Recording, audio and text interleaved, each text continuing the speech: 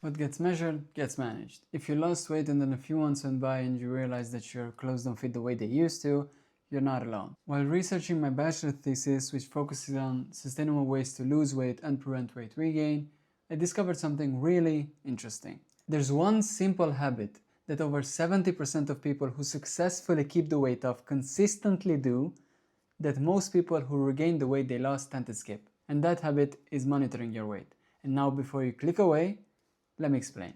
When you stop weighing yourself after you lost the weight, you don't see how your body is changing. You think looking in the mirror should be enough, but you're constantly seeing yourself and your eyes adjust, so you won't notice the daily 0.1 kg that you're gaining. And after a couple of months, you might have gained back 10 kgs without you even noticing.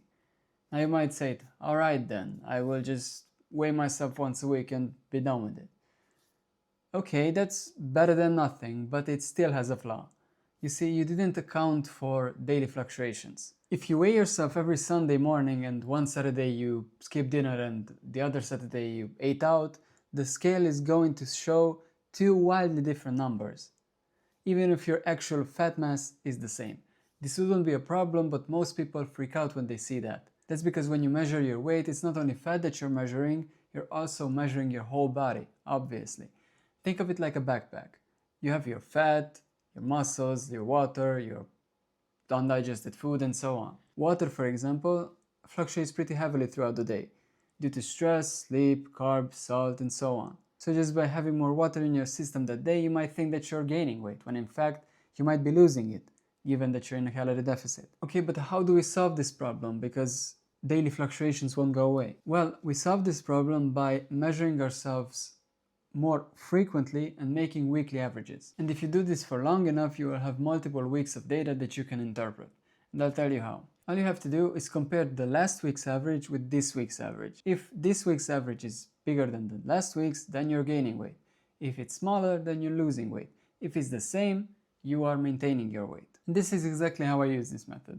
I weigh myself every day and I put the data inside the spreadsheet, and that spreadsheet automatically calculates me the average weight and the difference between this week and the previous week. So I know exactly how it affects, how the amount of food I'm eating affects my body. So all I have to do basically is just weigh myself and put the data in the tracker, and that's it. You can get this tracker in the description down below for free. Just follow the instructions on the first page of the sheet and it's yours to use.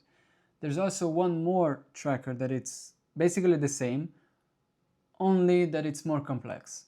It has also built in a step tracker and a calorie tracker, which basically means you have to put manually every week the amount of steps you've taken and the amount of calories you've eaten, and it will automatically tell you the average of those numbers. This might be useful if you want to see more data, because you might want to see how X amount of steps and X amount of calories affect your weight. But basically that's it. This version is also free, so use whichever you want to. It doesn't matter really until you are consistently weighing yourself and actually looking how your body is changing or how your body weight is changing, then you're golden. That's all you have to do. And obviously if you see that you're gaining weight, then you must do something about that too, obviously.